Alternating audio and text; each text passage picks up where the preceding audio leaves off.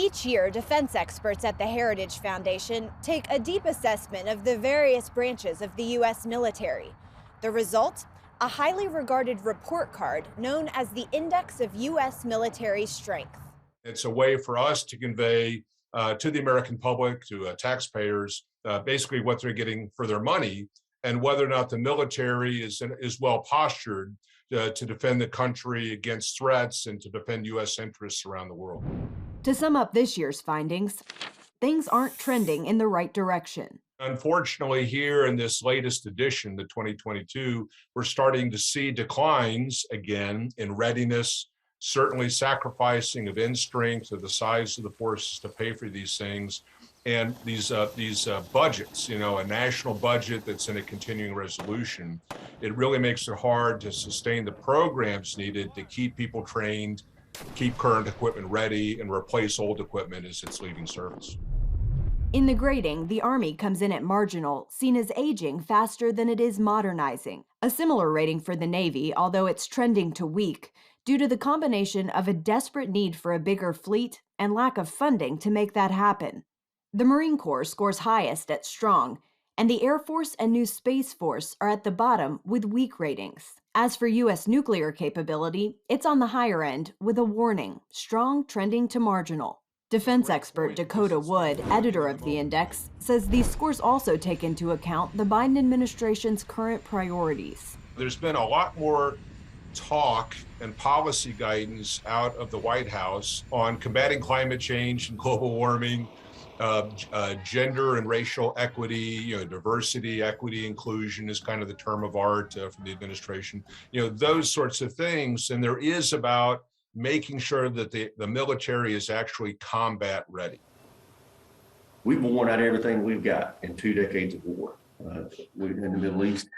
And we've got to start not just rebuilding, but we've got to start modernizing to get those cyber and artificial intelligence capabilities to fight these wars of the future. They're going to look so different from what we've done in the past. Key adversaries, meanwhile, are investing in defense at a breakneck pace. Their current perception of the U.S. doing nothing to slow them down. Using the withdrawal from Afghanistan as an example, the perception is the United States is incompetent. They rushed to do things in kind of a backwards sort of way, removing your military forces before removing your own citizens. And so this bungling had Beijing and Moscow and Tehran and Pyongyang thinking maybe the United States has really lost a step here. American allies seem to feel the same. Israeli leaders, Arab leaders that I talk to, everybody in the region, and you see it all over the world, they don't believe that Biden has the strength. Set aside his physical condition, which is an open question. They don't think he has the strength of will, of character perhaps, of resolve to take on Putin and the Chinese and the Iranians. Joel Rosenberg, editor-in-chief of All Israel News, tells CBN the Middle East is watching and worried. What I think everybody in this region is worrying about is, what if Putin and, President Xi in Beijing and the supreme leader of Iran decide, no one's going to stop us. Let's go get what we want. That's the big X factor in 2022. With resources spread out across the globe, Wood says our military is stretched too thin to respond to multiple conflicts at once. He believes the key to turning things around is funding. Any reasonable person would say the current budget of $740 billion is a lot of money, and it absolutely is.